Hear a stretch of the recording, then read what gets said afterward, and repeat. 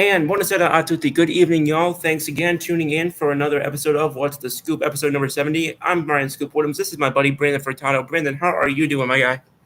Can't complain, my man. Can't complain. I wish the Yankees would be winning this game right now, but still got a couple more innings left. But you know what? I can't complain because I'm a Portugal fan. They won the UEFA Nations League today, so we'll take it. I'm still coming down off that high a little bit, so can't complain. Absolutely. And I'm glad you mentioned Portugal because obviously I know there's a lot of soccer fans who tune into this show on the regular. We've got our buddy Rob who's going to be tuning in with us momentarily. He's going to be joining on here real quick. You and him are going to talk a little bit about what's going on with the current soccer situation. Obviously, that's your dominion far more than it is mine, and he knows quite a bit about it as well. So, figure we're going to hear from you two guys on all of this about not just Portugal. And I've got a good friend of mine from Seton Hall who's a big Portugal fan. She's going absolutely ballistic on her social media accounts right now. So excited for everybody who are Portugal fans. So I'm looking forward to hearing what y'all have to say on that. I personally did not watch the game, so this is going to be the everything I'm hearing is going to be from you guys, and I'm sure that's going to be the case for some of us watching out here as well. So while we work on getting him in, I'll address what you said real quickly about the game. Yes, for those who are following along, the Yankees are currently at a 7-5 deficit against the Boston Red Sox. Game started out with a Yankee lead, and then it's kind of gone back and forth since then. Boston broke it open briefly with a 5-run sixth. Yankees answered with two of their own at the bottom of the inning. So that's been a bit of a cat and mouse game, as they typically are between these two teams. Obviously, no matter how good or bad either team is, these rivalry games always just seem to bring out a little bit more of each side.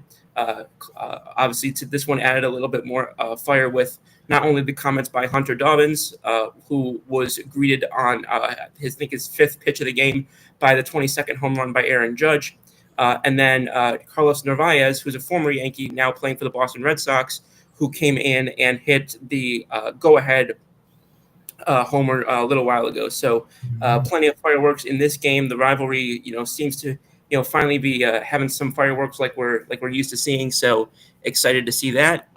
And excuse me, we'll get back to that in a little bit here once you and Rob take it away a little bit once we're able to get him live. So before he jumps on, why don't you just set the stage a little bit as to for those people who might be watching and not know a ton about what's going on in the soccer situation. Why don't you just kind of explain it a little bit as to where we are, what the significance of this game was, and kind of what goes on from here.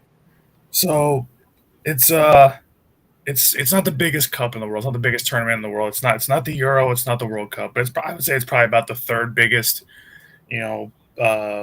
spectacle out there when it comes to soccer. But you have the UEFA Nations League. So you got a lot of the biggest, best players. There's Rob playing. Hello. Playing. How you doing, Rob? I didn't want to cut off Brandon, but I also wanted to just get you in here as soon as I saw you. So yeah, no worries. All right, go ahead, Brandon. Continue. Yeah, you have this tournament's not like the World Cup. It's not like the Euro, but I would say it's probably the third biggest cup in the world. I would guess. Because the Gold Cup is whatever for the U.S. side of things. They're not involved in this, but when it comes to like the UEFA stuff, this is important because this is Ronaldo, this is Lamine Yamal. This game means a lot to them too. So when it means a lot to them too, but the old guard and the new guard, that means that this game, as much as it's not a World Cup or Euro game, this is still a major tournament, and it is still, they want to win. It's going to go on their resume at the end of the day, and it counts for the country. It's not like some one-off, friendly. It counts as a country title. So it's an important game. And the biggest part about this today, Spain was the betting favorite in this game. Or were they minus 200 or something? I don't remember. Well, close. I think coming into like early today it was like minus 110. I think then it ended up being somewhere around minus 200. But yeah, they were the betting favorite, and they had leads in this game. They had two leads in this game. They had a 1-0 lead and a 2-1 lead. And in both, early on it didn't look good. Every counter attack for Spain was just. It was brutal. Like Portugal was just getting caved That's in. what they do, though. That's what Spain has done so well, especially with Lamine Yamal coming in. They're just so good on the counterattack. They're better than anyone in the world on that. And that was kind of the difference is you guys are able to hold it off, especially going into extra time. Just to hold that piece of it off is so major because it's so difficult to do. Yeah, and it's hard to keep a kid that's that talented, in a box. I mean, Portugal only let him have maybe 1 or 2 golden chances today. Everything else, he had to really work for it. So, I can definitely tell that, a few times, coming down the pitch, on the counterattack. I forget the guy's last name. The Nico. What's his last? Williams. Yeah, Williams. Yeah. He Very was good young player, too. Yeah, but just my God, down every time he touched the ball, he was just blowing past Portuguese defenders, and I was like, man, are we just gonna?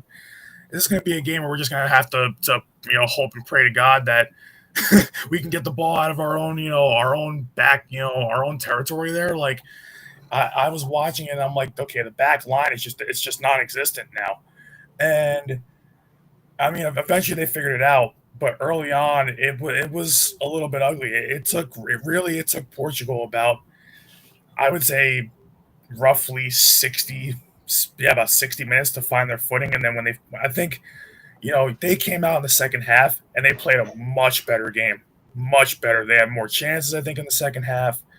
And then I think they had more possession of the ball. I mean, the passing wasn't crisp for either team. So that was, kind of, there was moments there where I was like, I wanted Portugal to push, but then a bad pass or a bad touch kind of took that away. And then, Spain would come back the other way and counterattack, but they would have, so there was a couple of times where it was back and forth like that. But, really Portugal found their game in the second half. I mean, they didn't allow many really golden chances in the second half, maybe one. The officiating was questionable, I think. Oh my God. Okay, so that is probably the biggest thing about this game is the ref was terrible. The linesmen were fine. They got all the offside calls right. There are a few ones where I was like, "Are you sure?" And then the VAR did a really good job. But he was trying to control the game, and as many yellow cards as you could put out there, I get it. But it's like there were moments where I'm like, dude, that you should put a yellow out there earlier if you want to control it. He just didn't control it at all, and it was super annoying at times. I also thought that the stoppage time was really bad. We only had a total of 5 minutes of stoppages total. Between 120-minute game. Like that to me was weird. Like we were expecting, and my dad and I were watching, and we're just like, this should be 5-minute extra time. And then it was 2. And it was 1. I was like, what is this? It was really poorly officiated for what it was, and that definitely made it just like a bloodbath almost with the amount of yellows. I couldn't keep count, but what did we have? 7 yellow cards? Oh, it was it was. And then we had 1 potential red that VAR did, but that was probably the biggest thing I took away from it was we cannot have that officiating going into the semi-international window here in the summer because across the board because that was just bad. That was terrible. It drove me crazy that, really not so much for, I'm a little biased, but just based on how I saw it, I was seeing Spain get some calls that Portugal wasn't getting. And I'm like, if you're going to give Spain those calls, you got to give Portugal those calls. So I think Spaniards felt it the same way. It was, that was probably the biggest thing I took away from you. Do you feel, because we were talking about this a couple of days ago going into this final, why does Portugal somewhat play better with Ronaldo? Are we crazy saying that or no? It's really weird, and it's funny because Ronaldo was really good in this whole tournament. Oh yeah. So he scored the tying goal today. So it feels like this tournament this is the best he's probably looked in maybe 5-6 years, if not a little more. So it's interesting that he's kind of found a little bit of a resurgence, especially for country, because club is one thing. He's off in Saudi Arabia, going crazy. But when it comes to Portugal, everybody wants to see him play for Portugal, and yet, there was a lot of times early on in his career he was great, and then he had kind of a stretch the last maybe 10-ish years where he wasn't so good. And the Euro 2016 he got them basically to the final, But Yeah. he got hurt in that game, and they played better without him. It seems like for whatever reason, he has his moments, but the team really shines in his absence. And Yeah. Especially this game, it felt that way too, more than I think anything recently. Yeah. We're just like, okay, wow, that's interesting. Yeah, and honestly too, like once he left the game today, I mean, I was like, oh man, I was like, that's rough, especially because Yamal was still in, I think, at that point. So I was like, oh, him coming out and Yamal being out there, it's like, oh, now they're really gonna push. So I mean, and then what's funny, then they took him out. I'm surprised they took Yamal out. I mean, he wasn't like he was injured, so I was surprised that he came out. And the thing is that about, made 110 maybe 110. I somewhere. think they took him out something around there. Yeah, it was like after I think it was like after the first extra time. Yeah.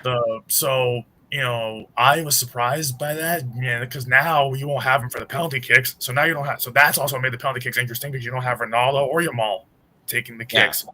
So you have to rely on guys that are some of them are not your ordinary penalty takers, and hope that they can either get the job done or what have you. So, and honestly, I mean, even the penalty kicks were interesting because early on, Spain's goalie, I forget his name, but Spain's goalie, I mean, he guessed right a couple times and was this close to making a save, and he just missed. So that's why I was holding my breath every time I saw him guess to the right side. I was like, oh no! Like I was like, oh, and then just seeing it just curl into the back of the net, I was like, thank God. But our goalie, he made the big save that he had to. He finally guessed right.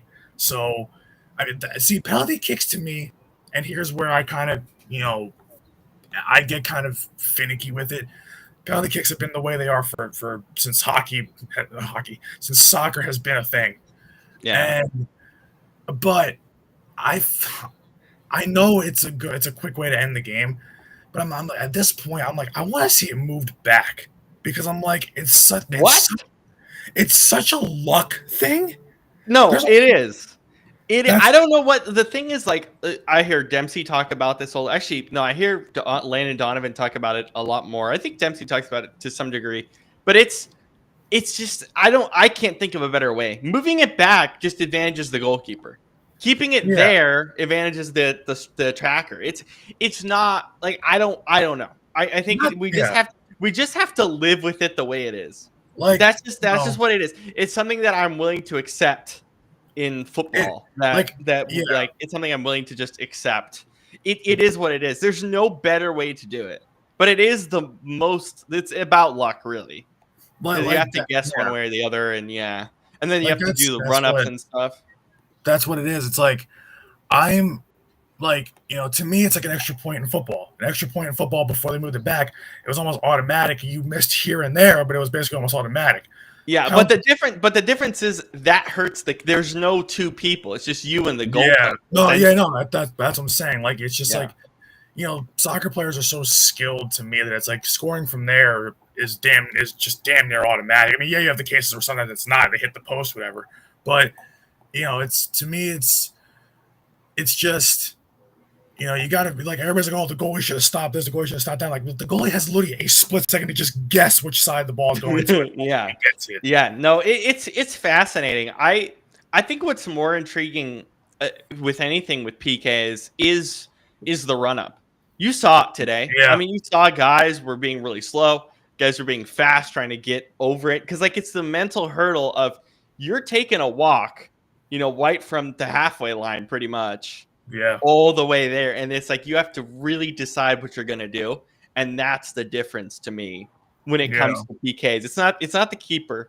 It's what you do on the walk and then all the way when you're kicking it. What is your approach? What do you do?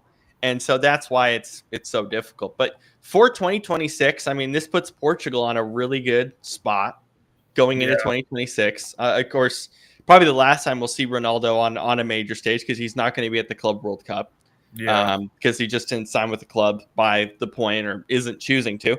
So, I mean, it's a good start. I mean, we'll see what happens in the fall window and everything. But as of right now, you got to feel good going into 2026. Obviously, so early. Yeah, but Portugal, And then this game too, for it being I mean, it's a major cup, or a major tournament. But the thing is, it's not like, like I said, it's not the Euro or the World Cup, so less people will watch it. But it's still a major tournament, and there's a lot of storylines coming into this game. Old guard versus new guard. Someone that's old enough to be Jamal's father is beating him. So because it's funny because even if this game ended with like a Spain win, Ronaldo still got the better of Jamal today. Ronaldo set up a play to score a goal and scored a goal himself. Right place, right time on that goal. Yeah, right place, right time. Yeah, I'd be remiss if I didn't shout out Rafael Leao, because he had a hell of a game today. I've always loved his game because he's the fastest player. I think, from what I see at least, he's the fastest player Portugal has. He's one of the fastest players in soccer, I think. Yeah. So, I mean, having him, coming down the wing is insane because he just flies. And the thing is, he makes guys have to commit fouls to stop him. So he was great. Especially that second half into extra time. Nuno Mendes was really good. Ronaldo stepped up when he had to. All the guys really for Portugal did a solid job, I think, this time around. I mean, they kept Jamal from having really any super goal opportunities. He couldn't do anything. He couldn't do anything all night. Yeah. So you know what? That's as proud of a Portuguese performance as I've been in a very long time. So listen, I've seen them win the Euro in 16, the UEFA Nations League in what, 18, 19, and then 19, yeah. And then now this, and this also takes a little bit of the sting out of, the whole the last major tournament when they got knocked out, and it's like they got knocked out. It was fairly early too, rather than knockout stage. Yeah, round of 16, I think. Yeah. So this takes a lot of that sting out of it, and it's nice to see that Ronaldo, who people thought even in that, because he did nothing in that last tournament. This tournament did something almost every game. This game, both goals were direct results of what he did. So, I wish I would have seen him for penalties. That would have been a nice icing on the cake to finish it. But at the same time, if you go back and rewrite history, it's like the butterfly effect. What if he finishes the game and they don't win? So, and the thing is, that for a guy at 40 years old to play as long as he did in today's game, it's impressive. So, yeah. I can't fault him at all. He's been playing some good minutes in Saudi too, from what I remember. But yeah. We'll see where he goes next. Obviously, he's still waiting for contract with the Saudi club. What does that mean? Where does he go next? I have no idea at this point. He said he wants to play with his son, doesn't he? I don't know what the plan's going to be, because again, him not signing at the Club World Cup window is really fascinating. I mean, I get him not playing the tournament. Yeah. Do you want to talk USA and Club World Cup really quick before I hop off? Yeah, let's do that. Okay, so take it that way. So USA lost to Turkey yesterday. What, 4-2? I'm scared, dude. I'm really scared for this U.S. national team. No Pulisic. So here's their group: Haiti, Trinidad and Tobago, and Saudi Arabia. You should get through that group, but are they? Are they really? The U.S. No Pulisic, and I think no Sergio Dest either. Yeah. Well, they lost to Turkey 2-1, but still. 2-1. Still, it was awful. It was dumb. I mean, you still shouldn't lose to Turkey, but I mean they're a sneaky, decent team. I mean they've given other teams a pretty good run for their money, but still, if you're the U.S. men's national, you can't lose to Turkey. But that's the thing with the U.S. is every time we get into a major tournament or we start getting around to tournament time. Yeah. It's the same thing. Like, is this generation good enough to win something? Is this generation good enough to at least go deep, at least get to a final?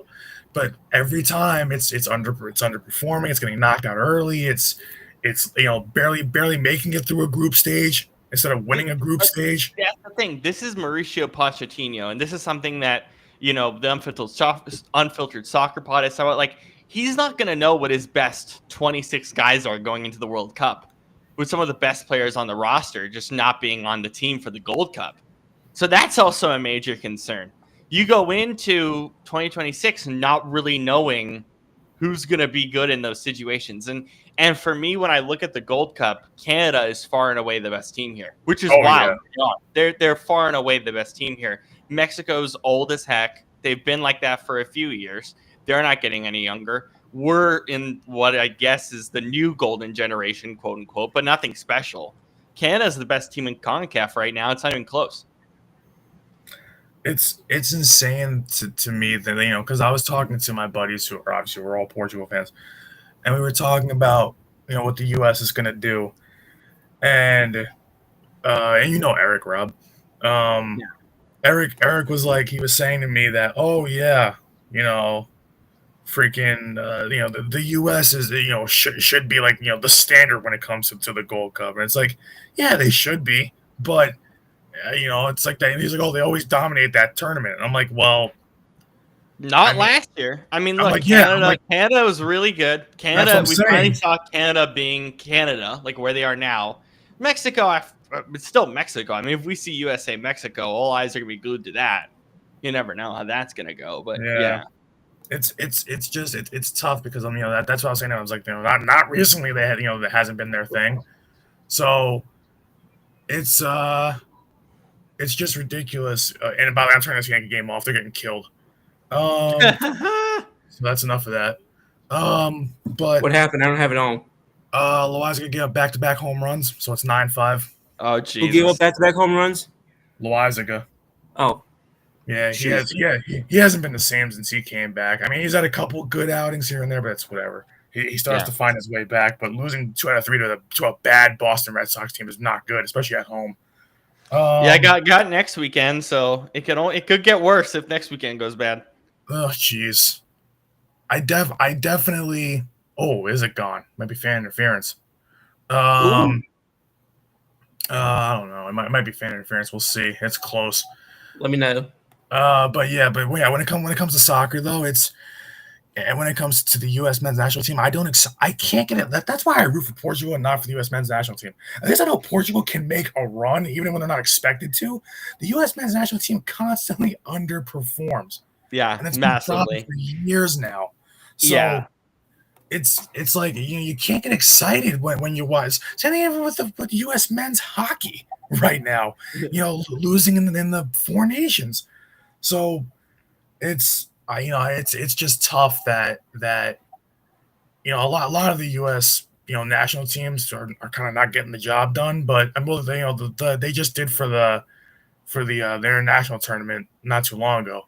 But it's just for soccer, it feels like every time we keep saying that the U.S. is becoming more and more like inclined to be a soccer country, and more people are playing it. I'm like, yeah, but we're still not good enough to be a real soccer country. This is still a baseball, basketball, football, hockey country. Yeah, we talk about this often, especially around Gold Cup times. I mean, obviously, we should get out of this group. It should be fairly easy. The hope is, we'll see. You'll see me ranting here in next weekend when we play Haiti. But it starts top down. The youth level is not where it needs to be. It's too expensive to get involved in soccer and all these different things. So it starts from there. The youth level, the development isn't there. We've talked about this for years.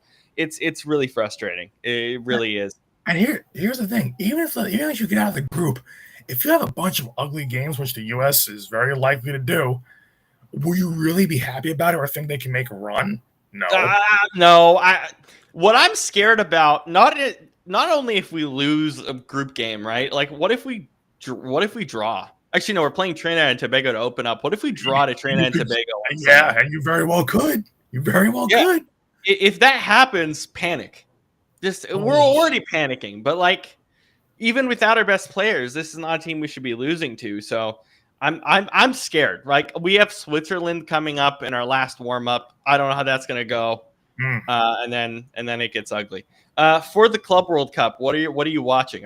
I know for you in New Jersey, it's gonna be hell the next few weeks, but between that tournament and the World Cup next year, this place is gonna be it's gonna be worse than a zoo.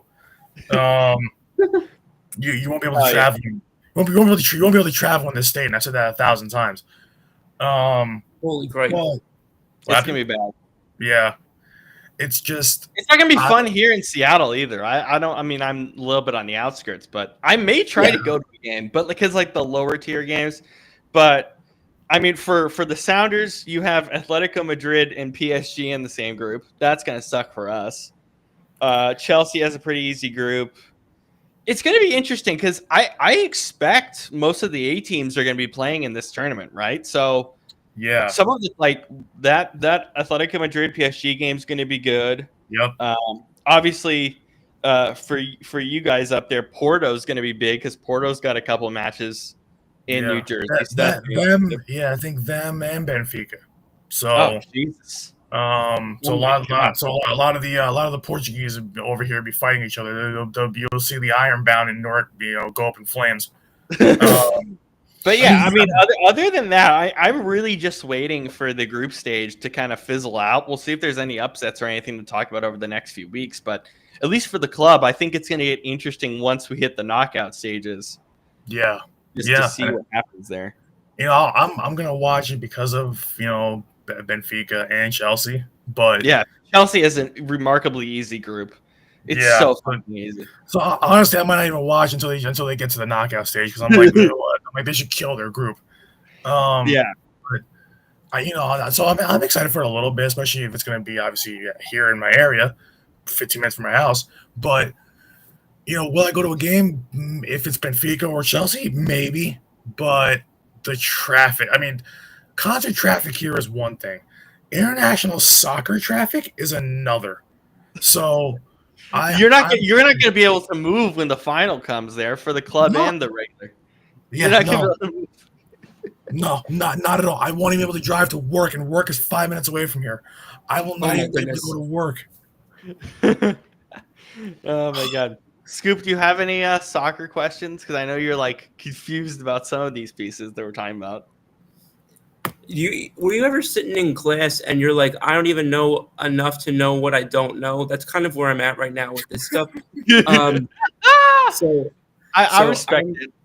So I'll look into this more. I'll probably learn some more from my friend who's a Portugal fan. Shout out to my friend Kiana. And once I learn more from those conversations and from y'all privately in the next week or so, maybe we'll talk a little bit more as a group next week. Oh yeah, for sure.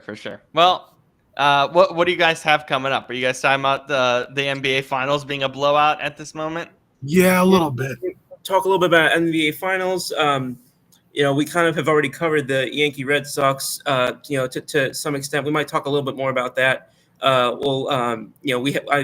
don't remember if we talked about it because I can't remember who says what in our group chat, but we're going to talk a little bit probably about the imminent signing with the Houston Texans of Nick Chubb, former Browns running back. A couple things here and there. So, but as long as you're on, we were talking about Nick Chubb, anything of that nature. I know you're not a Texans fan, but what do you think? Is this something that you think can he kind of I don't even want to say a resurgence because it's not like he was bad in Cleveland. He just was banged up. Can you think that that's a good fit for him? Do you like that in terms of? Do you think that that's a good offense for him to kind of go in and flank Joe Mixon and C.J. Stroud, etc.? Yeah, I think it's helpful even in a third down situation. It's funny, Nick Chubb's already on the depth chart because I guess he's signing tomorrow. But yeah, no, I like it. I mean, the thing, Brandon and Scoop, that it's kind of interesting is what about Dameon Pierce? Yeah, because he kind of gets taken out of the shuffle massively. We'll see what happens in camp and how because Chubb is 100% at this point, right? Still, I mean, I would assume so. I think you'd have to assume so. I have to imagine that he wouldn't be signing right now if that weren't the case because he also it's already so late into the offseason. And I mean, we know how this thing goes, especially with halfbacks. Joe Mixon has not exactly been a pinnacle of health throughout his career to begin with, and Dameon Pierce has never really been one to shoulder a long-term RB1 load or HB1 load, however you want to look at it. So I don't think that that's a position where it's ever a bad idea to have too much depth, especially this early in the offseason. Yeah, Well, I just roster contradicted is myself. I said it's late in the offseason, and I said it's early in the offseason. It's I the just opposite. contradicted It's early. myself there. No, it's fine. It's early. No, this roster, it's is weird the right word? Because think about at this point, right? It's the Texans. It's the Texans. Weird's always the right word. Exactly. Yeah. So Stroud mixing with Chubb, Collins, Christian Kirk signing. Does that really move much of a needle? Probably not. Tank Dell. Well, I mean, are some of these guys even going to survive the season because of how many injuries they had last year? In some cases, Christian Kirk might not be a major needle mover, but you look at who they have in front of them. Like you said, they got Nico Collins, who's a stud. But and then the other guy is Tank Dell. I would argue that Christian Kirk is probably firmly entrenched as their running back 3. No, right now Kirk is listed at RB or wide receiver 2. I don't say it's sticking, but is Tank Dell participating in minicamp right now, or going to participate? He's got to still be hurt, I think. Yeah, he's not participating in any camp at this point. I would think. Although, but it did come out a couple of days ago that his recovery rather has been moving pretty quickly. Also, real quick, I want to get back to because unfortunately I didn't want to interrupt y'all, but I do want to get back to the comments real quick. Kurt Valenti jumps in. Scoops and gang, what's up, boys? Nick's head coach is going to be. Does anyone want to take this, or should I jump in on this one? Does it matter? Is my question. that's a very fair assessment. Because here's the issue, right? The issue with it is like I get the issue with Tibbs. I get it. I'm not a big Tibbs guy either. Like the way he rotates his centers, he has a very like early 2000s traditional way of playing basketball. But I just like I don't know. Like I have no idea what they're gonna do this on. They're not necessarily gonna blow it up, but they're gonna have to make some changes, at least with depth. But the thing is, that's the thing with Tibbs, especially, and Scoop, this as well as anyone in here. Like, they're going to need to fix the depth issue because the thing is, Tibbs never really believes in depth anyway. So now they're going to have to figure that out. Right. To kind of jump in on Kurt's question, I had thought for a period of time that Jason Kidd would be a strong candidate there. God. Again, not necessarily what I would do, but it's what I thought was a potential fit there. Just it seemed like a very New York Knicks move. They bring in the star, they bring in the big name, but from what I heard a day or two ago, the Mavericks are not going to consent to allowing him to interview in New York. So it appears at this time that's not a fit. So that would have probably been who I would have gone with a couple days ago if I had to make a guess.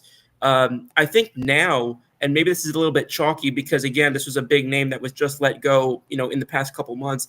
I think now you really have to look at Michael Malone as being,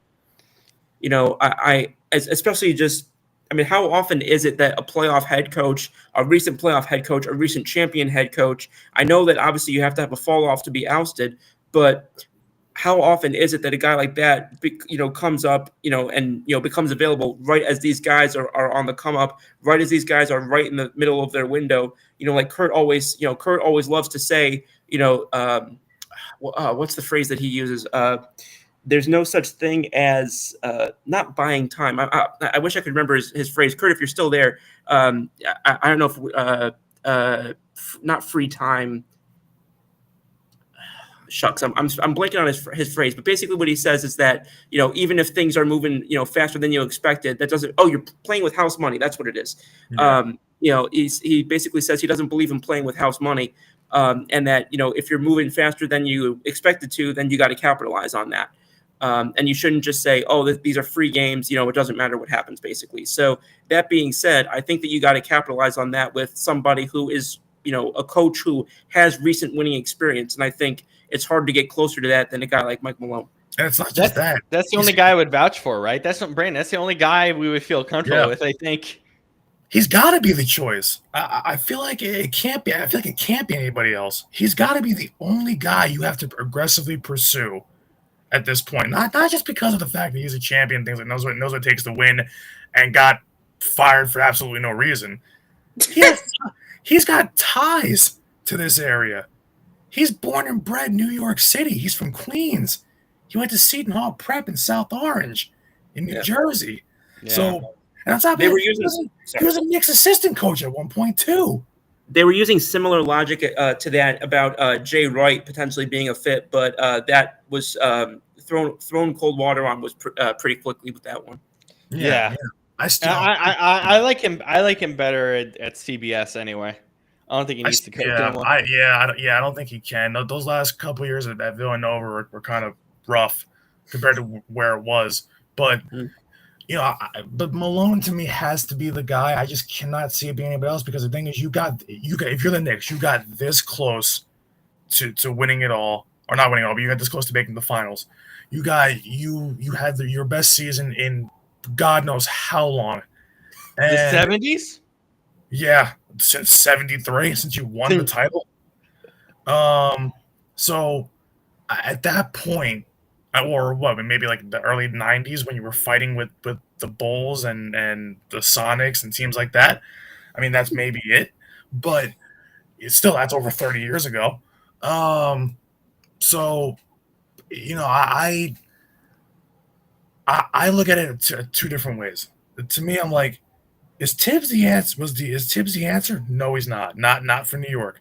But could they have gotten any more to what they had? No, I don't think so. I mean, the thing also to remember is just how rough the East is, and the other piece is the East is going to get so much worse next year.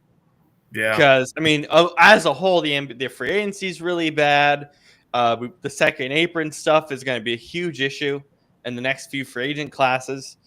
This free agent class isn't very good, but the East with Jaylen Brown potentially leaving Boston because of the second apron if they decide to trade him, of course, with Tatum being out presumably for the entire year, the best chance the Knicks to get to the NBA Finals is next year.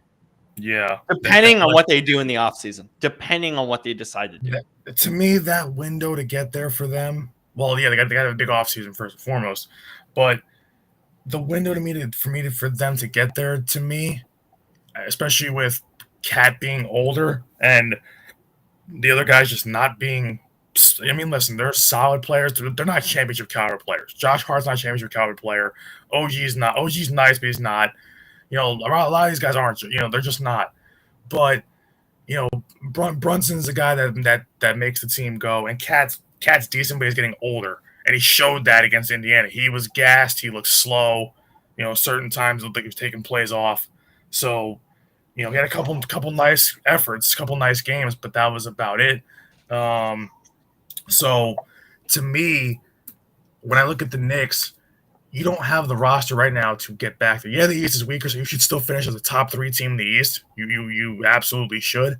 But the problem is, what are you going to do to win it all? First of all, are you going to get the right head coach? I don't know. I mean, it should be Malone. I don't know how long it's going to take, but it should be Malone.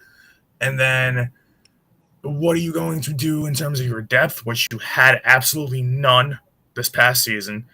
And who are you going to bring in? Because Brunson cannot do it by himself. He's dropping 40 a night, and the rest of the team is only scoring 105 in the playoffs. That's not enough. So you got to find a second player to pair with him. That's not saying it has to be a star, but it's got to be somebody that can drop 25 to 30 points. If need be, or 20 to 30, somewhere in that range. You need a second guy that not because Cat can't do it on a consistent basis. He had 1 or 2 games where he did it, not many. So in a lot of games he was a non-factor, or he fouled out even. So that can't happen going forward. You can't just have Jalen Brunson and expect to win. That's the reason why Indy beat them. Indy plays good team basketball, and all those guys, they have a role on that team. They know exactly what they need to do to win. But can I interject real quick? Yeah, of course. Couldn't you argue that that's and I know we touched on this earlier, but what you just said about Cat and the team basketball thing, couldn't you argue that was more of a Tibbs problem than a Cat problem? It's kind of a mix of both, I Yeah. think. But also, yeah, I mean, you made up a good point. Like Tibbs again isn't like the biggest guy in terms of like, oh, I want to help my center get like a double a night or Right. whatever. So I think of that. Speaking on that, that's correct. It's just, yeah, I don't know. I just the main thing is I just wonder. Like again, I'm gonna keep repeating myself, but it's so early. Like we'll see what they do with the head coach, but then this offseason, I mean, the free agent class is rough. It's really Yeah. bad across the board. So, like, they have to get depth somewhere. It's like the draft isn't very deep.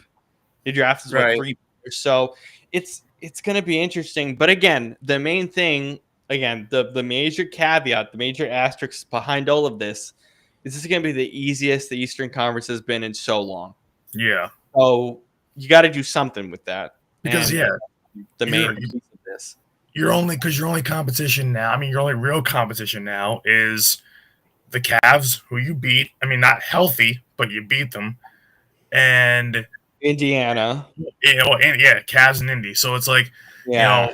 Indy beat the unhealthy Cavs, but it still, those are your two big guys. I mean, Indy's giving you nightmares for years, for 30 years, and the Cavs are the Cavs. I mean, honestly, if they were healthy, I mean, listen, they were healthy towards the end of that Indy series, but they got healthy too late. It was already over by the time those guys kind of came back. So, a healthy Cavs team is probably in the finals right now. So, Right. so it's just it's tough, but all the Knicks have to. Yeah, listen, it's easy. It is wide open. It's like us talking about the NFC, right? When we talk about football and how Right. the NFC is wide open. NFC South is garbage. That's basically what the Eastern Conference is, right? Yeah, It's a huge mishmash of like one or two good teams, and that's it. Obviously, we're expanding it, but yeah. Like you look at football and basketball, with the two separate conferences. Western Conference in the NBA is 1,000 times stronger than the East, just like the AFC is 1,000 times stronger than the NFC in football. So it's like, it's just, and they have to all run the gauntlet over there because they've got four of the top 4 quarterbacks all play. All 4 of them play in the AFC. You have maybe 2 top quarterbacks in the NFC, and then there's everybody else. Yeah. So it's a lot tougher. It's just the fact that it's, that's why we always talk about like, who in the East is going to step up, because it's like, yeah, the Knicks should, but I don't think they're the best team right now. Their best chances next year, but I don't think they're the best team right now. I think right now that's still the Cavs, and I think it's still, until they prove us otherwise, it's still Indy over them too.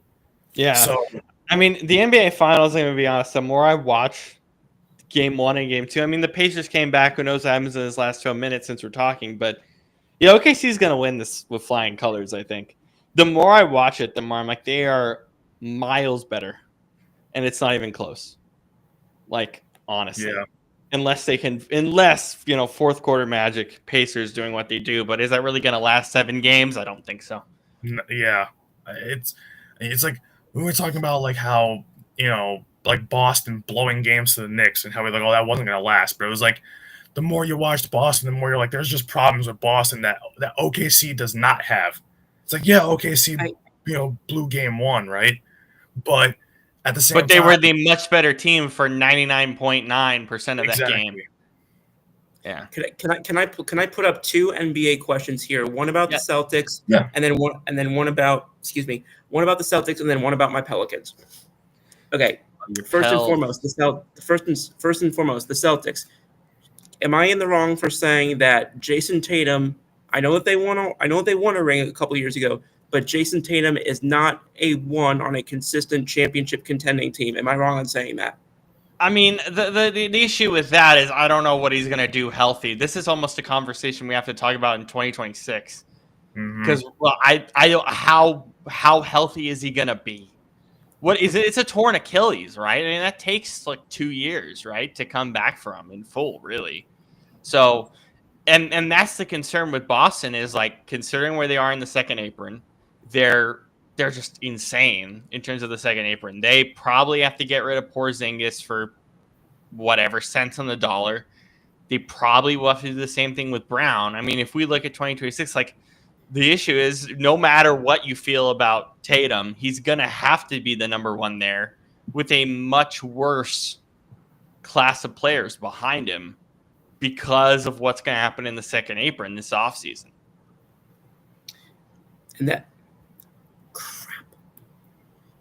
Well, just real quick, just as an update, the Yankees tried to make it interesting in the bottom of the eighth, but DJ LeMahieu went down on strikes to end what would have been a rally with runners on second and third. So it is currently 9-5 going into the ninth. I'm not going to be too critical of DJ LeMahieu. I normally am, but he did help us out earlier in the game. He has had some big hits for us early in the season, so I'm not going to be too critical of him. But and with that said, my buddy Trevor Salzman says, "Hey boys, Mike Malone wouldn't be the right." For context, as a Denver Nuggets fan, Mike Malone would not be the right head coach candidate for the Knicks, in my opinion. He had the same problem that Tibbs had. Malone never trusted his bench and would wear his starters down. This is true. This is true, but also I just have to feel more comfortable with the fact that he actually uses his centers. Yeah. And he's your best candidate anyway. Who else are you going to have? And the thing is, Denver had the same, not exactly the same, but has had a similar problem to the Knicks as to where you only have, everybody knows, hey, you have one big star player on this team, and the rest are just kind of role guys. I mean, some of them are nice. They're to me, Denver has a better, a lot of the role guys are better than what the Knicks had. A lot of the bench guys are better, but it's like you have such an outstanding player, just like the Knicks do. We have that in Jokic, but Jokic can't do everything. And Murray has kind of been up and down for now a couple seasons. So you don't have a true two, just like you have Brunson in New York. But if Cat is your second star on that team, that's a pretty big drop off. So, and then the bench is not great. So, the biggest thing that I think about is like, if it's not Malone, then who? Because I don't know who it would be. Right. Like some different assistant coaches are really going to make the same impact that he would. That's and it's like a high, and the thing is, Malone has done something that Tibbs didn't do. Malone won a championship. Right. Tibbs hasn't. So that's why I'm just like, I can see that point of, he's kind of the same style of coach, but at the same time, you have a lot of people that think that Tibbs wasn't the problem anyway, and that really it's the depth. And I mean, as the series kind of went on against Indy, when he started to play his depth, and they started to kind of show up, like especially like in Deuce played really well, but it was like, those were the valuable minutes where they kind of held off Indy until they could get Brunson back in the game. So he didn't use him probably as often as he should, but I definitely think that if it's not Malone, and to me Malone is a better coach than Tibbs. I would agree with that. The ring and the fact that he's just been a better head coach in recent years than Tibbs has. Tibbs hasn't been to me a great head coach in maybe, at least a lot longer than Malone. But I just don't see a world in which you don't bring a guy who has a ring, has been, I think, has won Coach of the Year, or has he won Coach of the Year at one point? I'm not sure. I know. What, I think it was like the NBA All-Star Game coach, I think, like twice. Yeah.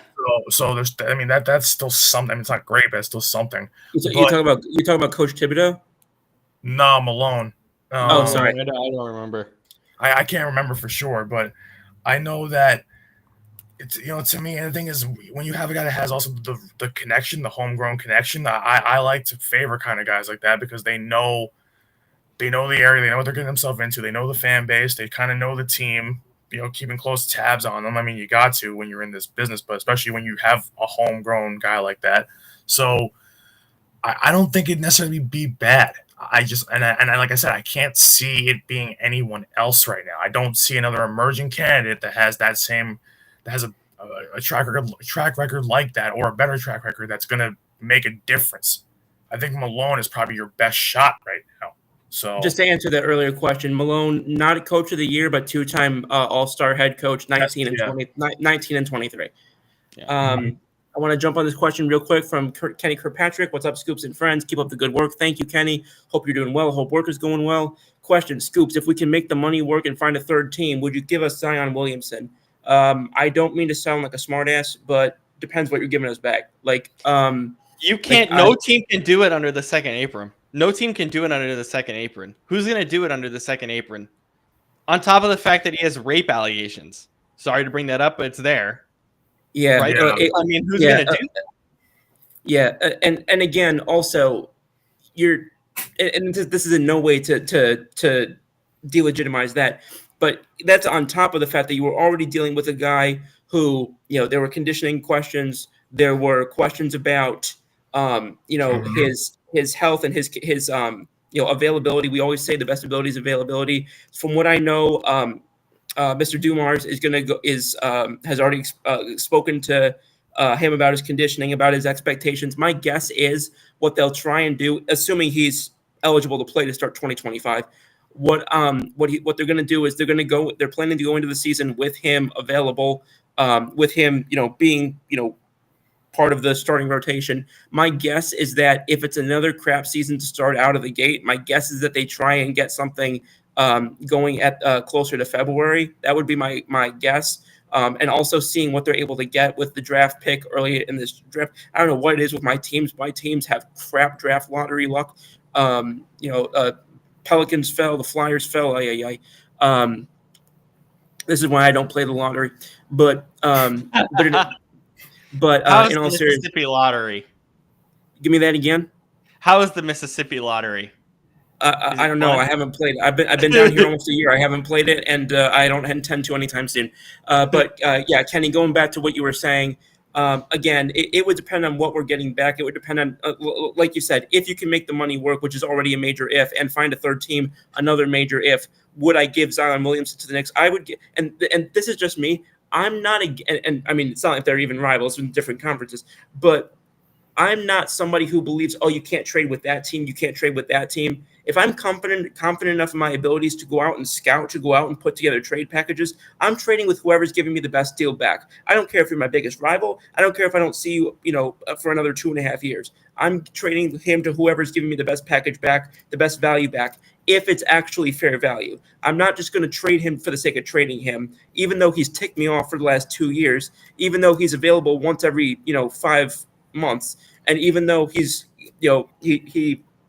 excuse me, and even though he's in the food court more than the basketball court, I still don't. My God, damn! I still don't look at him as somebody that you can just trade for 70 cents on the dollar.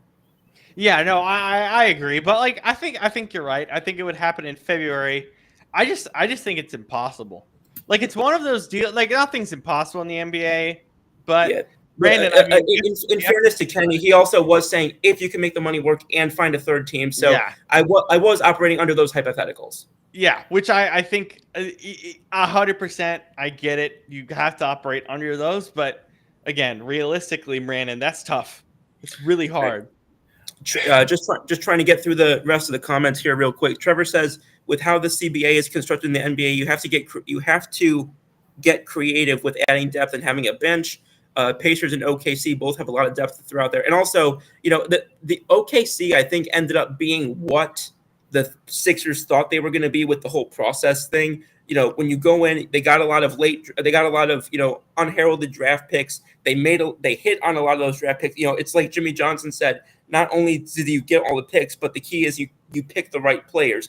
They've done that in a lot of cases. The SGA trade is going to go down as one of the most lopsided trades, I think, in recent memory. And Sam Presti, I think, is somebody who deserved a lot more credit than he got early on. And I think he's finally getting some of the credit that he deserves. You were talking about Denver depth. I just want to give a shout out to a hometown boy real quick. Number 24 on that team, Mr. Jalen Pickett, was a big rival for us when I was managing back at McQuaid for a couple years. Just want to give a shout out to Jalen Pickett, a guy who really was a thorn in our side for a decent period of time. And then Kenny says, asking for Kurt, ha ha ha. He wants KD, Greek freak. Okay, Kenny is the prime example of the type of Knicks fan in college that made me a Brooklyn Nets fan. I love Kurt to death, but he is the type of guy who believes that they're getting everybody and their dog, and it's absolutely hilarious. And talking here, whoops. There we go. This thing's reversed. Talking about, my buddy here, Brandon, a big Nets fan, who I think if they get Zion, if they get Giannis this offseason, especially if they get Zion, I keep doing that. If they get Giannis this offseason, I hope it happens while we're on air, because I want to watch in real time the live reaction from Brandon. That's going to give us 100,000 views in a matter of seconds. I'll lose my mind because.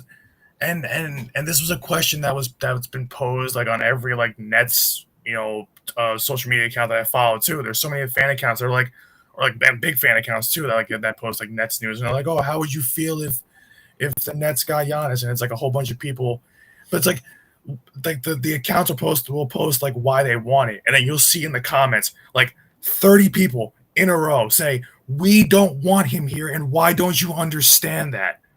It's because we think about it from a national standpoint. You need a superstar to get to the finals. Yeah, but this team is going to be nowhere near a finals even with superstars. They haven't been. This is true. It's also think about what happened. You have that mentality of you've got to get there with superstars. The Nets are the exact team that has twice gone for the biggest swings at superstars in the last 15 years and has turned into a complete tire fire. No, I'm sorry. That is an insult to tires and fires over the last 10 years when it comes to they have not only mortgaged their future, they mortgaged their kids' future and their grandkids' future. And quite honestly, I was a fan of him early on. I don't know sometimes how Sean Marks still has a job. I get it. I mean, my thing with the KD era with the Nets is it would have worked if they didn't get hurt. But that's what happens. You got to live with those situations. But that's also why I said at the time that hey, KD and Kyrie are getting older. I wanted to keep the young core together, especially when they made a playoff run the year before when they weren't supposed to, with a really good head coach that they also got rid of. That's the team. When I first became a Brooklyn fan, that was the team that I really got down with. It was the Dinwiddie, it was the LeVert, my boy Jared Allen, which you mentioned the Cavs. Shout out Jared Allen, still my favorite player in the NBA. It was those guys. It was TLC. All those types of guys. I don't mean to cut you guys off, but I just want to get to the last couple comments here. Trevor says this might be a hot take. Firing Tibbs wasn't the Knicks' biggest problem. Ricky and Malone won't hide the fact that there isn't much depth on the Knicks roster. Depth matters in today's NBA, and New York went all out last offseason, making two big trades. They have some depth that they can use. That's the thing. Yeah. Oh, yeah. And then I see how Kenny's asking me. That was for you, Brando. Yeah, that's a simple story. I mean, it's everybody assumes that because I'm an Eagles fan, I usually kind of lead with that all the Philly sports follow. No, I was born and raised in North Jersey. My grandfather is an Eagles fan. I grew up with my grandparents. I've lived at home with my grandparents since I was born. So I grew up an Eagles fan. My grandfather, it's funny, he didn't take to the Giants in this area. He came here. I mean, there's a whole story that I'll explain in the group chat later, but he didn't watch football right away. He watched Yankees baseball. So yeah, I'm a Yankees fan too, but he didn't watch football right away until he got to be in his mid 30s. So, and then he fell in love with the Reggie White teams, Reggie White, Randall Cunningham, those Eagles. So, and then I was born, basically 10 years later. I was born in 2000. So I had the whole McNabb Eagles and stuff like that. Yeah, and see, Kenny knows. He says he grew up in Garfield. So yeah, I know where Garfield is. I had a lot of friends from there. Yeah, so it's my four teams. The other ones are all straightforward. It's just so the odd one out's the Eagles because the other ones are Yankees, Nets, and Devils. So the other ones are all this area. So it's definitely weird, but I get that because people ask me that question all the time until the day I die. They'll ask me that question. So I get it. No, I mean, I'm the last one who's going to talk about that being weird. I mean, New York, New Orleans, Philly. It's a cluster, of cities. Yeah. So, we're talking about, we're talking about all these these fandoms and what ifs, and we just got done explaining why I'm an Eagles fan. But can we talk about what the other team in PA did in bringing in Aaron Rodgers? Okay, yeah, Because I'm glad you brought that up because we really should get to that. Yeah, but since you brought it up, why don't you start and then I'll jump in after that. yeah, I mean, we knew this was coming for a while now, didn't we? And it was just a matter of time before Aaron Rodgers stopped Oh kind yeah, of playing We knew it around was here. coming in April. Yeah, before Yeah. that, even like March, or basically right after the season ended, they're like, "Oh The- yeah, the- Rodgers." the only thing Yeah, the like only March. thing that held it up was that sort of brief, would Minnesota try and make a play, but they made it clear that they were committed to JJ McCarthy pretty early on, which I think a lot of people expected, but sometimes and that's not necessarily what I believe, but there are people who would argue that when a guy like Aaron Rodgers becomes available, you do your due diligence. Yeah. I mean, the thing is, like, look, it's 1 year, $13 million. So it's Yeah. nothing. It's nothing. So give it a shot, I guess. But what? They're going to be 500, maybe win a couple more games at 500, make the playoffs, losing the wild card. They're the easiest team to predict in the world. Yeah. Yeah, well, it's also, and I had somebody, I think it was in our group chat actually. Somebody asked, if and when or rather, if the Steelers missed the playoffs with him because it was a Tomlin, or because Tomlin was heavily behind the move. Apparently, could this be Tomlin's last season in Pittsburgh? And I personally, to me, I'd have to see how the season played out and what went wrong specifically. Because if it's injuries or if it's they do poorly, but Rodgers himself does well, and maybe the defense blows up or whatever. I would kind of have to see how it shakes down because again, the Steelers being so known, like the organization known for holding on to coaches as long as they are. I mean, what if they had 3 coaches in the last 40 years? So in my guess, unless the bottom falls out, I genuinely believe Tomlin has that job as long as he wants it. We'll see. Brandon, we know who's the offense. We know who the offensive coordinator is in Pittsburgh. That's the issue more than anything else. Is that Tomlin loves that OC, Matt Canada. That's what's making me angry about, like, listen, everybody's like, oh well, because everybody keeps giving praise to Tom and saying, yeah, he's finishing 9-8, whatever. He's either barely making the playoffs or barely missing with guys that he shouldn't be or should be or whatever. But the problem is he's perpetuating the failure of the Pittsburgh Steelers. And because it's like when you're coming out in the media and saying that, oh, I picked guys like Matt Canada and Arthur Smith because I believe they agree with, and because they agreed with my offensive philosophy. Oh my God. I should have thought about Arthur Smith before I thought about Matt, because Arthur Smith is their OC, not Matt Canada, but it's basically the same thing. Yeah, I was going to say I didn't think that he was, but I couldn't for the life of me remember. It's the same thing, right, Brandon? I mean, it's the same thing. I mean, it's a little better, but not much. But it's like, but Mike Tomlin has been saying for years, like here's the thing too. Like, I know, like, you're a head coach. Yeah, you don't make like the personal decisions, like in terms of like trades or whatever, but he also said before, and the franchise said, oh yeah, we want also a mobile quarterback to run our system. So you went and got 40-year-old Aaron Rodgers? That's not mobile and is literally a statue in the pocket? Yeah, can't move. That's why I'm like, I mean, it's is he their best option compared to what they have? Oh yeah, but at the same time, like, it's like this is what my friends are telling me, Adam and Gabe, and what they've said is like, we would rather just see this team completely bottom out and just start stacking draft picks than just getting to be 500 every single year and either just barely missing the playoffs and being like, well, here we go again, another middle round draft pick that's not going to it's going to make a difference, or we're just drafting the defensive guy because it's the middle of the round and he'll just make our defense even better, but we can't score offensively. So then there's that. And then you have a thing where or they'll barely make the playoffs and say, oh, look at this great season the Steelers had, because they have no talent, because they don't draft well on the offensive side of the ball. And then here we go with the same thing. Oh, they just made the playoffs, so it's considered a successful season. So, and now they're getting killed in round 1 in the wild card, and now we're going to run it back again next year. So it's the same story. It's literally going to be the exact same thing. Like So that. it's like- That's all it is.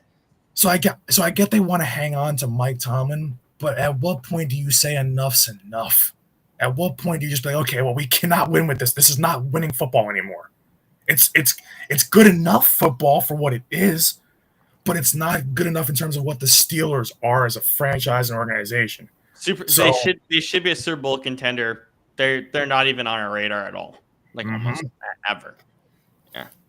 Scoop, what else do you have on Rodgers? What are your thoughts? Do you like the move just because of the contract, or that's where I'm at? I like it just because of the contract. That's it. Well, that's what I was going to say. I mean, you see, again, not to beat this dead horse, but in a world where Brock Purdy and Dak Prescott are making $50+ million a year, Aaron Rodgers on one leg for $13 million is better than those guys most of the time. So that I'll put it this way: if they do crap out this season, I don't think quarterback's going to be the reason why. At least not now. Although I will say I do feel a little bit bad for what the heck is the guy who's perpetually their third string who never seems to get a chance to start? Mason Rudolph. Mason Rudolph, thank you. Yeah. What? Okay. I can't think of somebody who has perpetually been on a team's depth chart for so long, but seemingly always has a blocked pathway to start. He's not a starter. He's not a starter. I know he's not a starter. I know he's not a starter, in any regular sense. But typically, those types of guys, they get they get moved to a team where they get at least 2 or 3 starts or whatever the case may be. It's so rare at least from my vantage point. I can't think of many guys who have been stuck as 2 or 3 on a depth chart for one team for so long. Typically they'll get a stretch of 2 or 3 starts on one team, or they'll get a couple of starts before they go and trade for another quarterback. I don't know. It feels like this guy's path has been blocked so much. I don't know. Wait, am I going crazy, or did Mason Rudolph start for the Titans a bit last year? He did. Yeah. He and did. He was solid for them. He wasn't amazing. I kept thinking about. Well, also it was Titans, so to be expected to do much more than solid is I think a little bit of a pipe dream. I forgot that they didn't only start Will Levis because Will Levis haunts my nightmares. I was not a fan of Will Levis coming out of college. At one point they had my least favorite depth chart in the entire league between him, Malik Willis, and whoever that other chooch was. Real quick, I want to get to Kenny's next message. Nice. Well, glad you have a fellow Eagles fan with you. Scoops for football season. I am as well, for sure. I will talk to you later, but I have an idea for a football show in the near future. All we need is a Cowboys fan. Brandon, you and I thought of the same person at the same time. Yeah. You and I both know who that Cowboys fan is. But anyway, so yeah, well, Kenny, we'll talk about that a little bit later. Also, Brandon, do you have an update for us on the New York-Boston game? Last I saw, it was 11-5. The game should be over by now. But mind you, when I said I was turning it off, I meant it. I'm not going. Oh, my bad. I never had it on, so.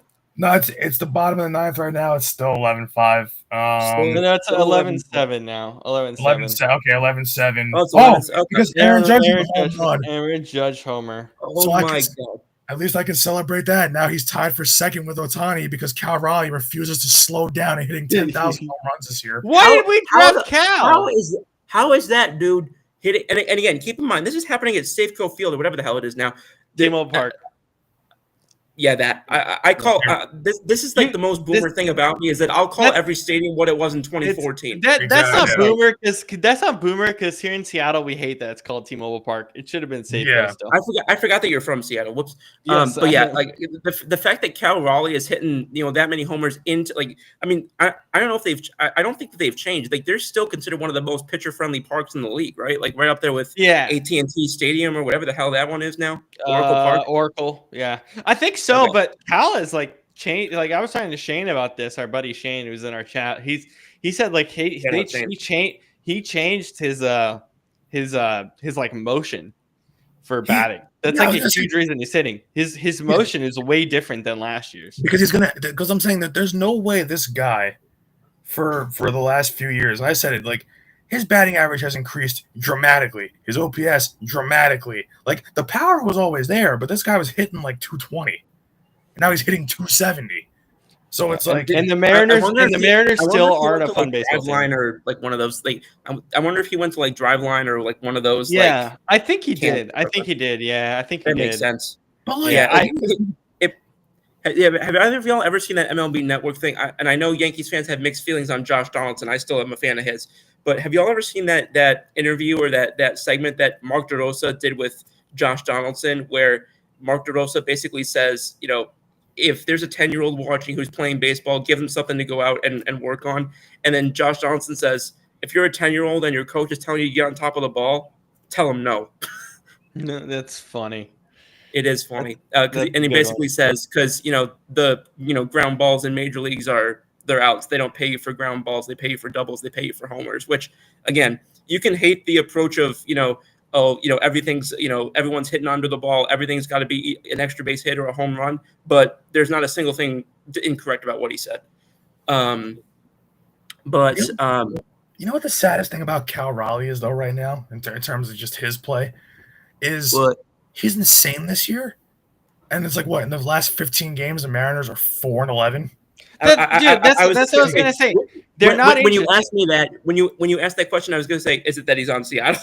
Yeah, because that's basically all you need to know. It's like, and it's like that's with, and it makes it insane because it's like it feels like he must have just like did some sort of like thing with J-Rod where they swap bodies, because I'm like there's no he must have sucked J-Rod's powers out of him, because I'm like now all of a sudden like Cal Raleigh is the guy in Seattle, not J-Rod. So it's weird that it's become that, because if those two were just hitting together like the way Cal Raleigh is, they would have a lot more wins. But right now it's just Cal Raleigh, and that's what's insane. So it's like, I can't believe that. Like it's also, catcher too. I mean, you were talking about teams that were that Colin Bellinger was terrible, but you want to talk about. We were talking about the fact that they've been as disappointing as they are. Has there been a more disappointing team? And I know we've talked about Baltimore in the past. Has there been a more disappointing team this year, start to finish, than the Atlanta Braves? Yeah, I think so. They're up there, right? Because they're expected to be higher in the NL. Yeah. I mean, they've lost what, like 11 of 15, and I think that they've had like 4 walk-off losses in that span. Yeah, something like that. Yeah, they're 27-37. They lost today to the Giants. Speaking of AT&T Stadium or Park or whatever it is, I always confuse it with Oracle. Sorry, which I'm kind of glad it's different, because I always confuse it with whatever they call Cowboys. Yeah, which is AT&T Stadium. Yeah. Mm-hmm. Yeah, I always used to confuse the two. That's a park I need to go to again, because I wanna check. I wanna go in the river. Dallas one? No, Oracle. Oh. You won't catch me. You will not catch me in Dallas. I was going to say I may have to cut your feet if you said Dallas, but no. I'm looking at the Braves here. They lost by, oh my God, this is the Braves' 5th consecutive 1-run loss. Oh my God! 4-3, 3-2, 5-4, 11-10, 2-1. Gross. Holy crap! Yikes!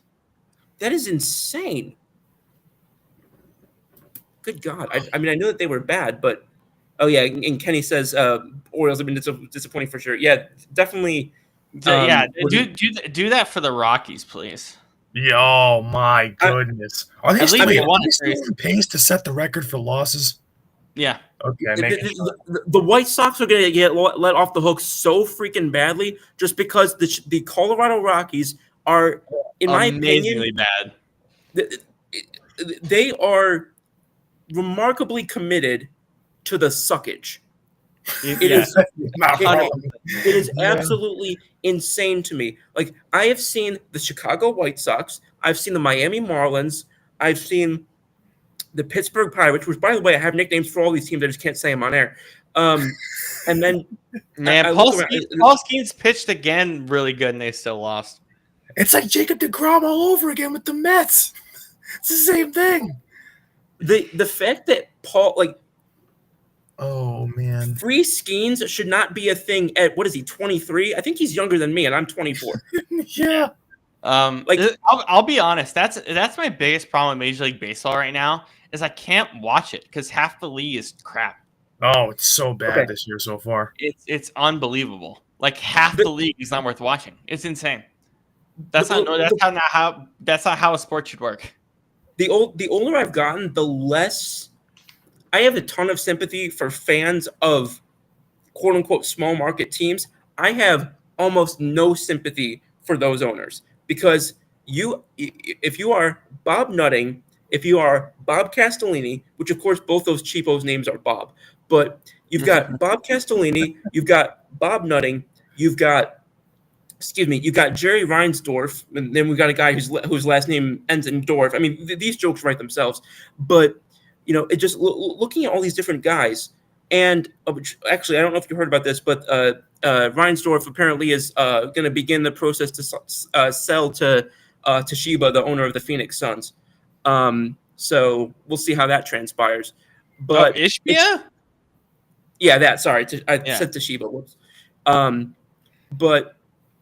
But just the fact that you've got such a polarization of owners who are relentlessly committed, which say what you will about how bad San Diego has been the last few years, their owner is relentlessly committed to trying to compete in that organization. That team's fun. Mm-hmm. That team's fun to put on. That team's very fun. You've got them. You've got, again, guy who I've called my favorite owner in baseball repeatedly, which is obviously Steve Cohen. There are guys who are just so relentlessly committed to their franchises, and then it's painful to watch. Which and I'll say this: I know that they kind of fell off the wagon a little bit recently, but kudos to John Fisher for at least briefly early this season falling ass backwards into success. I was not expecting that, but. Am I crazy here? You got to be looking at his salary floor in this next CBA because, it's a terrible thing for fans. Oh, it's awful. It's just I just say in my first season, like really heavily watching Major League Baseball, and I can barely watch like half the teams.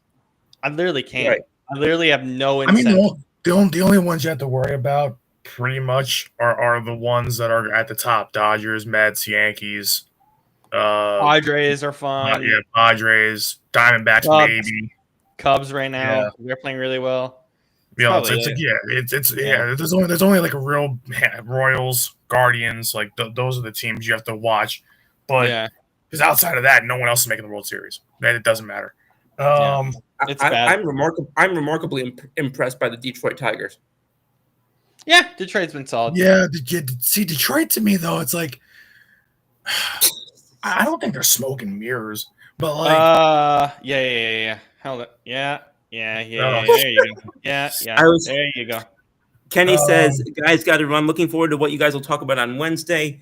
Only band I have scoops for K&K Wednesday is no Taylor Swift talk. Okay, LOL.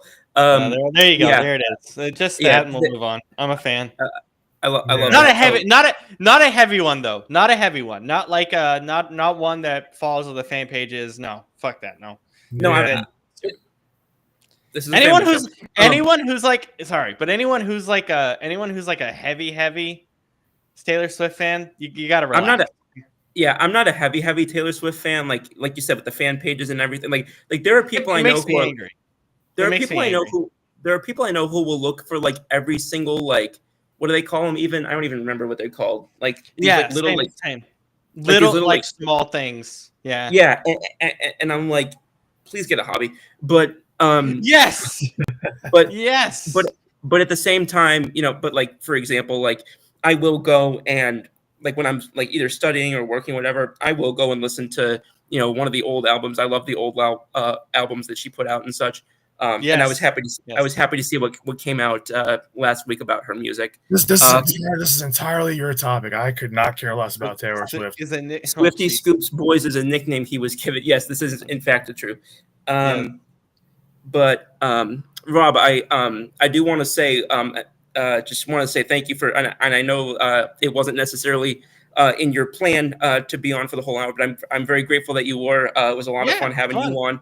I learned a lot, from listening to you guys talk about soccer. I'm going to go back and rewatch it about 12 times on 0.5x speed just to make sure I got every word. Yeah, no, all happened for the summer of soccer. We got a good summer. We got a good summer. I'm excited. It's funny. Ironically, when I used to go and play at Seton Hall, when I used to go and play, I don't know if it was PS4 or Xbox, whatever it was, with a group of guy friends that I had up in the building, the dorm building next to me. Somehow between FIFA, Madden, 2K, Shell, and MLB, somehow FIFA was randomly the game that I was best at, even though I don't know jack about soccer. Which was that's how you learn. That's how you learn. That's how I definitely learned, was playing FIFA, now EA Sports FC. That's how I learned it. Kenny says, Brandon, you can come on any show with me. Not a fan either. See, I'm glad I'm not alone here. Thank God. But I'm outnumbered 2-1 here. So outnumbered 2-1. But I'm gonna kind of take us around the horn real quick. Rob, if you've got anything you want to say before we sign off here, you've got the floor, my guy. Let's see. OKC will win the series 4-1. That's basically all I got. They're gonna win the series really easily. I mean, we'll see what happens in the last minute, but they're gonna win it easily. There's no possible way. And then hopefully the Stanley Cup Finals better, because right now it's way better. Yeah, I'm looking at this. That was gonna be my last point, was because we didn't get a chance to get to it tonight. But that series, first two games going to overtime, both of them, and now both of them being splitting the overtime games. I'm like, okay, yeah, this is going 7 now. This is I don't think there's anything for us to say other than that has been one of the most amazing 2-game sets ever, at least in the last 5 years. Yeah. I originally said Panthers in 6, but and the thing is, when you're the road team, now they did their job. You have to just split at home, but I don't know if they're going to win both games at home now. So now I'm like, ooh. Before we go, do you guys want to guess the weather in the Seattle area today? You go first, Brandon. Well, given the fact it was cooler here today, and you guys are usually somewhere around our temperature because you're on the coast too. Yeah. Just on the opposite coast. Yeah. Oh, damn. Let's see. Well, here it was about 70-something, so I would think over there I'll say, you know what? Last time it was like 10 degrees hotter. So you know what? I'll say that you were like high 70s, like 78. Scoop? I feel like you wouldn't be asking this question if it weren't something absolutely absurd, psychotic. I mean, I do ask this question kind of often because I like to compare the weather. Well, so I didn't know that. So, but I'm gonna say 85. 84 degrees. Hot as dude. Hot. Sorry. My apologies. Yes, Daily Show Scoop. I'm working on it. You're fine, bro. Trust me. 70 episodes of me. It's happened plenty of times. Yeah. No, but I'm serious. It's hot, dude. Like I can't even work on anything until it cools down. Yeah, I didn't get outside today because I was getting a bunch of stuff done inside. But I'm gonna check real quick Okay, how is it cooler in Jackson, Mississippi than it was in Seattle, Washington? What is it? Like 70? It's 78 degrees here. It's sunny, I bet. Is it full sun today? Well, I mean it's 9:38 at night, so there's nothing outside now. But yeah. But it's excuse me. I'm looking the rest of the week. Oh, it's gonna be raining literally every single day this week. Oh, absolutely lovely. That's gonna be great for the humidity. We're getting cold this week. I don't like that. Doesn't matter to me. I'm heading back to New York on Wednesday. So nice. 80. Let's see what we got here. 7. Yeah, let's see. Like mostly 80 to begin the week. So yeah. Yeah, I got events I'm going to on Thursday and Saturday, so I just hope that it's manageable for those two things. Speaking of that, I don't know if you guys opened with this. How was the weekend concert, Brandon? Is that who you went to see the weekend? Yeah. I heard you lost your voice, but Yeah, hey, nice. my tour T-shirt, and then I got Ooh, you guys. You guys have seen my wall. Well, there's a shine there, but Yeah, there's a glare. horrible glare, but yeah. okay, cool.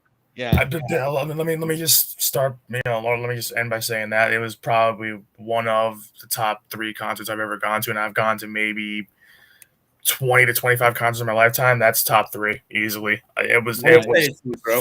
from start to finish. It was one big party, and I loved it, bro. How was MetLife? Was it still crappy? Oh, listen, it's not just me. It's not just.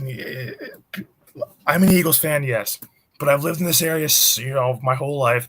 I'm 15 minutes from MetLife Stadium.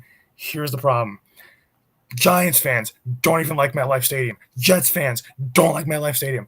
I, as a New Jersey and not even as an Eagles fan, I do not like MetLife Stadium. I like it like in terms of like big setups for stages and stuff, but it's not hard to get there if you leave early. The problem is leaving afterwards is the biggest nightmare. Oh, that's a nightmare. In the Northeast. I must say, I'm sorry to interrupt. I must say that Club World Cup. Do you have any advice for fans traveling to New Jersey? Oh my God! One word: don't. Don't do it. Don't. Because put it this way, people were trying to leave the concert last night as it was over. Now you would figure the gates would be open, like little guardrail things they have set up, like right outside the thing to slide over and let people start driving out. No. I sat there with my car in park. I was just sitting bumper to bumper by my car. I said to my mom, I said to my friend Josh, I said, hey, I'm gonna put the car in park because you know what? If I have my foot on the brake, my leg's gonna go dead. Like I'm gonna have numb. I'm just gonna go completely numb. So I'm gonna put the car in park and just sit here because we're not going anywhere. So were you right? How long were you sitting there for? Do you know how it's a 15-minute drive on any other day? No. I leave 5. I got in my car 5 minutes before midnight. Do you know when I got home? I got home at 1 o'clock in the morning. It was over an hour. It was worse. I got to tell you, so obviously y'all know where I'm from, upstate New York, and there's a place. It's not in any major city, but there's a place near one of them lakes up like in the upper part of the state. And I went a couple of years ago. It was either Morgan Wallen or Luke Combs. I can't remember, one of the two. And we were at a concert, and this was like right after they put out a big album, so we knew it was going to be craziness. We left the concert at, I want to say it was like around 11:30. I swear, I don't think we got actually back to our place until 2 a.m. And this place this place was no way more than an hour to an hour and 15 from where we live. So it's not like we're spending all this time on the road. We must have spent 2+ hours just trying to get out of the freaking place. Mm-hmm. That's nuts, yes. Dude. Yeah. Yes. Yeah. That's awful. Yeah. I pray, and you were just talking about crap venues. I'm so excited for one of the things that I'm going to, which is at the current stadium where the Buffalo Bills play. Yeah. But Highmark. Yeah, the Highmark. But I just call it Orchard Park because that's just the name of the area. I still call it the Ralph. But talk about, because I've been there either 2 or 3 times, the worst venue I've ever seen anything.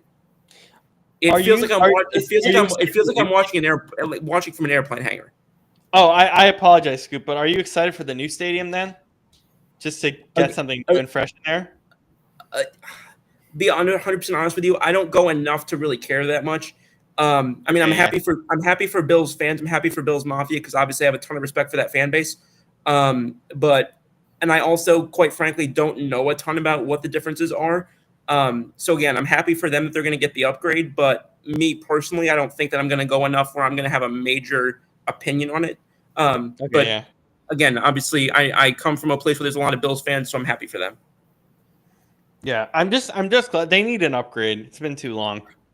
Oh, absolutely, and I will say I'm happy that they are in the hands of what would be the word? personnel, I guess, that is committed to keeping them in Western New York, because I know that there's been a good number. I know there's been a good number of times where are they going to Toronto? Are they going to whatever? And especially seeing Bills Mafia, the way that they stuck by them, not only during the COVID, during the DeMar Hamlin, during some of the crappy weather that they've had the last few years. What not only that team means to the city, but clearly it's a mutual thing. And all of Western New York, not just Buffalo. I'm very happy that there's what seems to be the now the foundation that's going to keep them there for the long haul, because as somebody who's born and raised in Western New York, they definitely there's a lot of pride for that organization, especially now that they are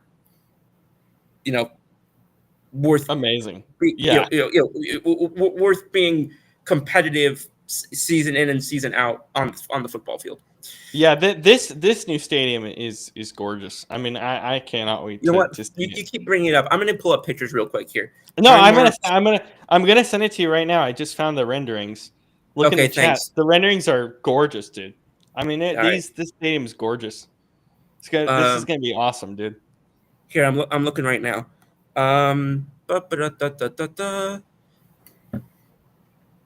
Here's what I'm going to try and do real quick. I'm actually going to try and put this in to the feed here and put this on the screen so that the people who are on can see what we're talking about. Yeah, these renderings are just, oh my god. Yeah, so, give me a second. Give me a second real quick. I'm going to see if I can do this. This is the first time I've ever tried to do this. Okay, cool. It is loading. That's good. So it's not going to be a dome, right? No. This is open still. Okay, yeah. I was going to say you can't have Buffalo without the snow. Exactly. Yeah, I was going to say that. It's like, now I've never been to Lambeau, but it's kind of like similar vibe where, in pure logic sense, people might think, oh, why not have it? Why not have it? But it's like the character of it at this point. That's the only thing I wasn't a fan of with US Bank. That US Bank is, you can do it closed. Is that the Minnesota Vikings? Yeah. Okay.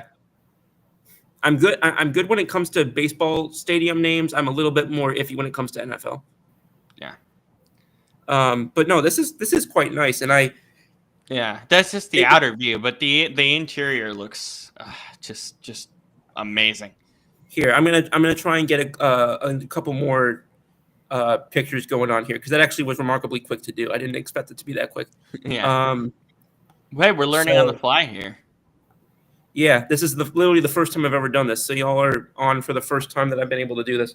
But yeah, let's get a couple more of these. But you're right. This is quite nice, and I'm really impressed that they are able to, technologically are able to present something like this. Yeah, the renderings. Yeah, the renderings don't do it justice. I mean, if you look online, I think the Bills might have posted this a couple weeks ago that how the process is going. Yeah. I mean, they're doing a remarkable job so far on it. I know it says renderings are so, but that is gorgeous. That is absolutely gorgeous. I told you it's nice. It looks great. It looks fantastic. Yeah. I love I can't tell exactly what's making it stand out so much, but I love the red on the middle parts. Yeah. It adds to the aesthetic of it. Brandon, what do you think? I didn't think there was much. I just like the fact that, first of all, there's no dome. I mean, because like we said, you can't take the snow out of Buffalo, and that just gives them an advantage. Like certain places need that advantage. Like like Philly doesn't. That's why I wouldn't be bothered if Philly had like a dome eventually. But Buffalo to me is just because they get so much snow that's just like a tactical advantage for them. But it's like I'm glad that that's not happening. But it just.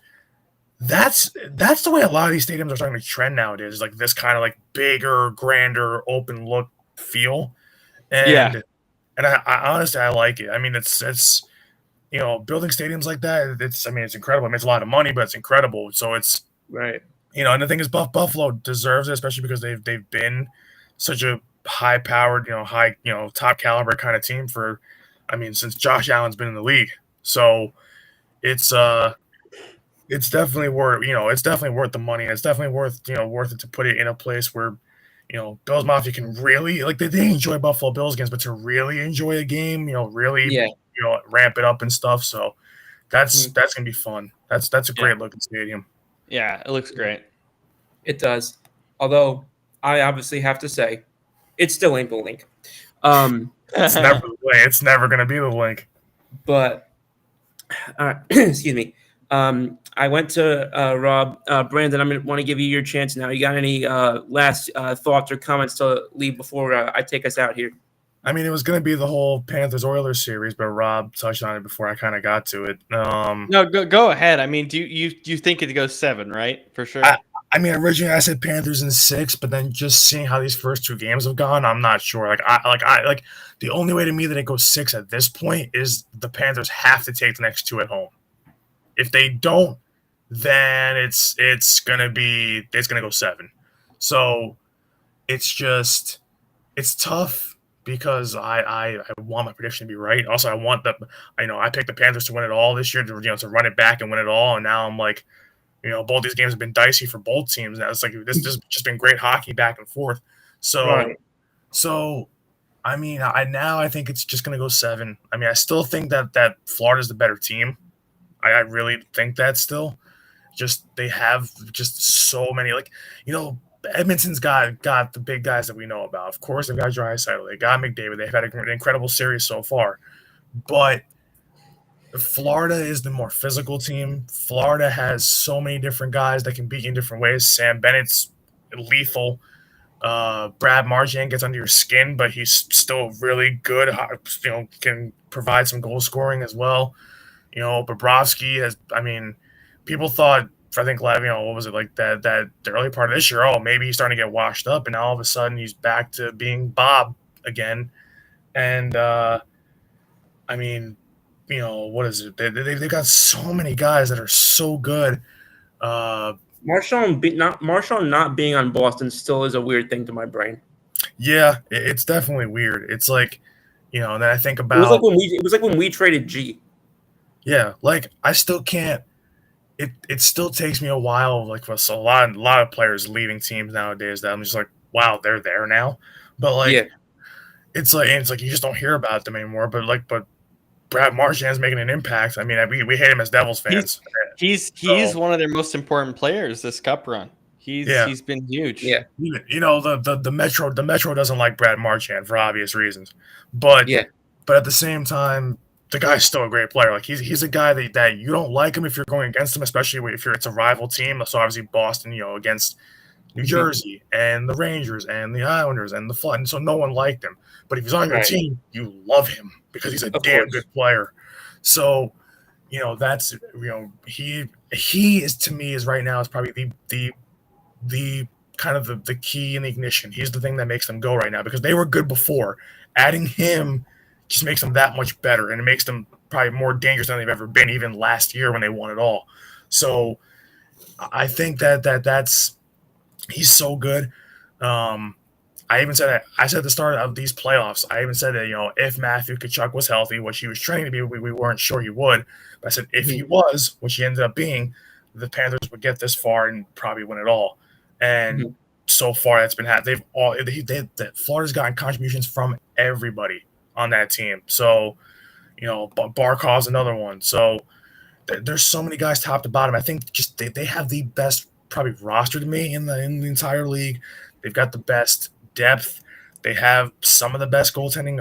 Not maybe the best, but definitely top 5 goaltending probably in the league, or at least top 10 at the very least. Somewhere in there. And I think that just they're so physical, but they're not certain teams in this league are either just really physical and they'll wear you down, or they're very kind of athletic and speedy, like the Devils are. The Devils don't have that physicality. They used to when they won the Cups, but not now. And now it's they're all about the speed and athleticism, but it's not getting them anywhere. They're getting hurt too often. But Florida does both so well. They can play make, they can score at will, and they are physical. They will beat you in all 3 phases of the game. Plus, their goaltending, while not being perfect, Bob's been better in this series, I would argue, so far than Skinner. So I think that the advantage all tilts to Florida. So I still think Florida wins, but now I'm thinking, oh boy, it's probably going to end up being Florida in 7, not 6, like I thought. I got you. Yeah. Actually, and while you were talking, I realized it's funny. I briefly I had mentioned G a few moments ago, and I didn't even realize at the moment that Florida is the same team that we traded G2 back in 2021 or 2, whenever that was. I just realized that. But yeah, I agree with what you're saying. I think that this is going to take it right down to the very end, and I think that and I'm not even going to say who I picked because frankly I don't remember. I know it wasn't one of these two final teams though. But again, I think that sometimes even when you don't have a rooting stake, like I know none of our teams made it to the final Stanley Cup Finals, but I think a lot of us are just hoping that we get a really solid hockey matchup right down to the very end, and it looks like we're hopefully in the promise to have that, especially like I forget which one of y'all said it, but especially since on the other side with this whole Thunder Pacers situation, it does not appear that we're going to get quite the same level of right down to the wire type of feel that we hoped for. Yeah, Thunder 1-1. So okay, so 1-1. Thunder won tonight by 16, 123 to 107. Well, And felt a lot bigger than that. Sorry? Felt a lot bigger than that. I'll say that. Yeah, the next game is Game 3 in Indiana on Wednesday at 7:30 Central Time. So you can convert that depending on where you live. And then I don't know if we mentioned this, so just in case we didn't, it did go final. Boston beats New York 11-7. Yankees play again after an off day tomorrow. They go to Kansas City to play the Royals 6:40 Central Time on Tuesday night. So that being said, we are going in. Forget about going up to the buzzer. We're about 40 minutes past the buzzer at this point. But Rob, I just want to say one more time, thanks again for you jumping on. Thanks to talk for having me. soccer and a bunch else. Brandon, thanks again for coming on tonight. Guys who stuck on with us and were on with us earlier tonight, really appreciate it. There was a lot of great commentary. There was a lot of view count throughout the show as well. Thanks again for tuning in a night later than normal. And for those who missed the release earlier, it will be back again next Sunday. One more time, we'll be on Sunday, 8 p.m. Central, 9 p.m. Eastern, before reverting back to Saturday for the following show on what I believe will be the 21st. So thanks again for your patience and your accommodation with that. Rob, we'll definitely be looking forward to having you on again soon to talk both soccer and everything else. Brandon, I look forward to being back on with you again next weekend. Fans, thanks again. See you next week. Same Scoop time, same Scoop channel. Scoop, Brandon,